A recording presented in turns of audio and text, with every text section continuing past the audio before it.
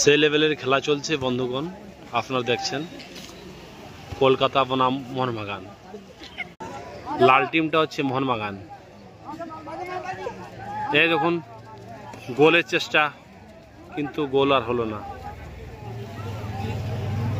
লাল টিমটা খেয়ে গেছে আপনার 2 গোল। দেখা যাক কি হয় লাস্ট পর্যন্ত। চেষ্টা করার চেষ্টা অনেক, গোলিকে মেরে দিয়েছে। এখন দেখা যাক কি হয়। আরে বাবা, সেই লেভেলের আতঙ্ক। গোল গোল গোল গোল গোল, বাস খুব ভালো। দর্শক রয়েছে 15 লাখ। 15 লাখ দর্শকের মাঝে খেলা হচ্ছে। দেখুন 2 গোলে এগিয়ে রয়েছে কলকাতা এফসি। মোহনবাগান 2 গোল খেয়ে গেছে।